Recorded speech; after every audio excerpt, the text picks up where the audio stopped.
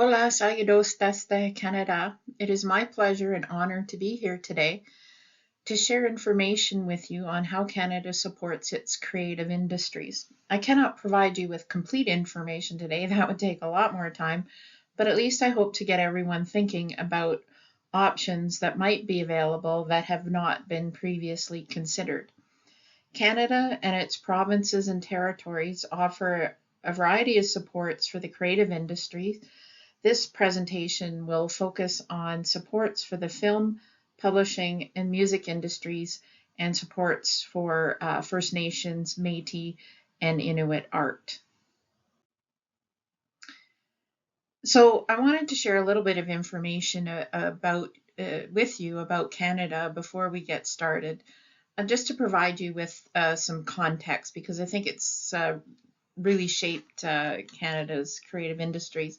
So Canada is the world's second largest country by total area and has the world's longest coastline. It has a population of 41 million people spread out through a very large country with widely varying population densities. The majority of people reside in big cities, urban areas such as Toronto, Montreal, and Vancouver, but large areas of the country are very sparsely populated. Canada is one of the world's most ethnically diverse and multicultural nations. It's the product of large-scale immigration. And Canada's long and complex relationship with the United States has had a significant impact on its history, economy, and culture. And it's these 2 points that really truly have shaped our creative industries. There are different levels of government in Canada, the federal, provincial, and municipal governments, and all of these governments provide different types of supports for the creative industries. So I'm going to start with the film industry, and I'm going to start with supports that our federal government offers. So our federal government, through the Canadian Film or Video Production Tax Credit, the CPTC as we refer to it here in Canada, provides eligible film productions with a fully refundable tax credit available at a rate of 25% of the qualified labor expenditure. So what this means is you can claim up to 25% of the labor costs on your income taxes. And because it's related to income tax, it is jointly administered by the Audiovisual Certification Office and the Canada Revenue Agency. And the purpose of this is to encourage the creation of Canadian film and television programming and the development of an active domestic independent production sector. Our provincial governments, of course, provinces being the equivalent of a state, and the next level of government below a federal government, all provide incentives for film. I'm just showing you a few of them here. So Film Incentive BC has a tax credit that is like the federal support, also provides a tax credit for a portion of the costs of labor during filming of a production. And of note, this is for both live and animated productions. The Ontario Computer Animation and Special Effects, or OCASE tax credit, is another tax credit, and it provides for a rebate of up to 18% of labor costs. And of note is that it is for animation and special effects activities, not live productions. They do have a subsidy for live productions, and Prince Edward Island also has a film production fund, and again, it's based on labor expenditures. So there's kind of a recurring theme here. In terms of publishing, I wanted to focus on Ontario. So Ontario, you can see here, has a number of different programs. So they have a tax credit, and this provides tax credits for eligible pre-press, printing, and marketing costs, and it's for electronic or digital versions of books.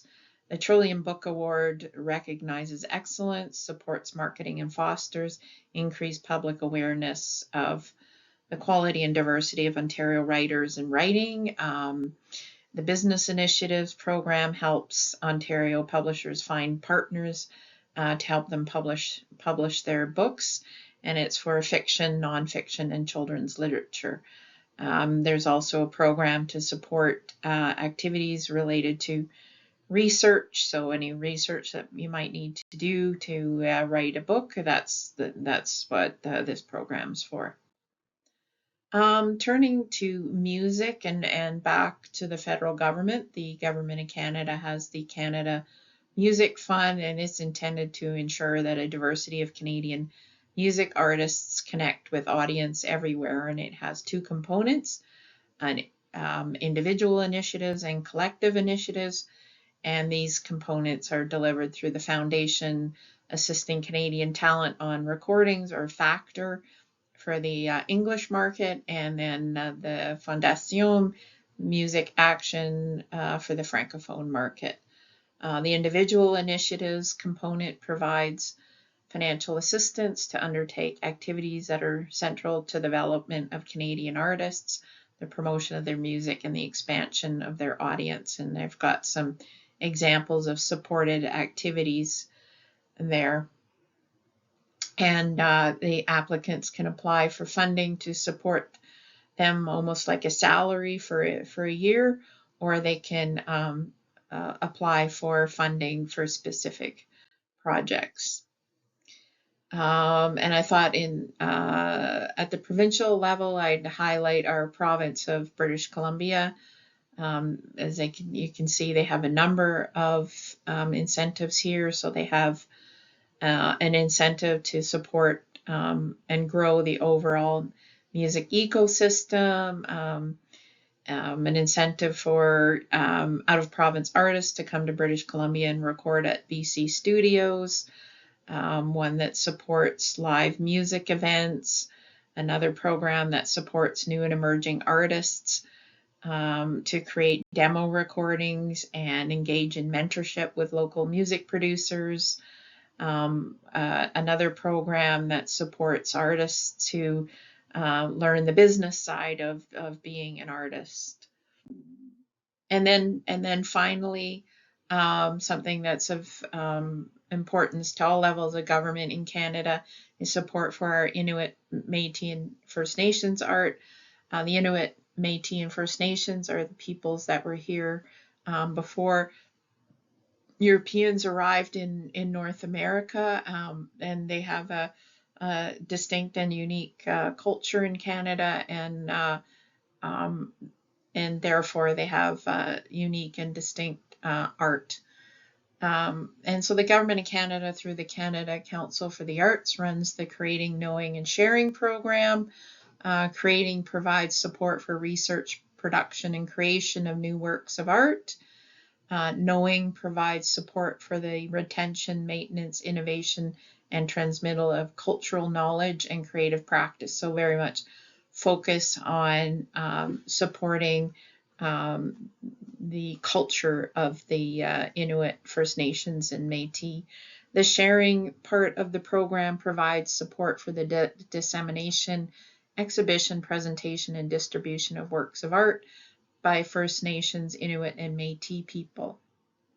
And so the types of activity that are funded include travel for significant events, activities related to career advancement, such as training, and individual short and long-term projects.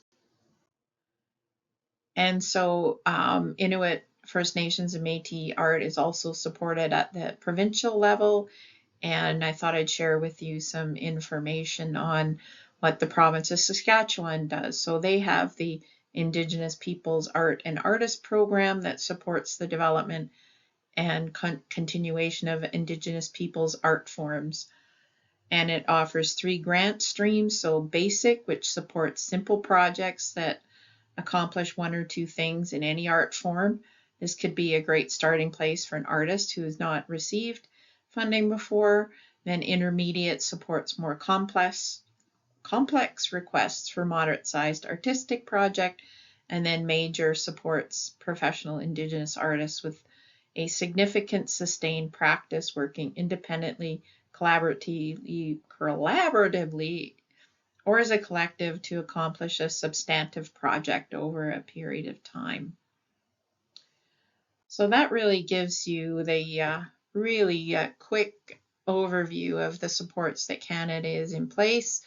We've been working at this for a long time, so we have quite a diversity of cultures, so that's reflected in our creative industries. And I want to leave you with this thought that art is not what you see, but what you make others see. So thank you.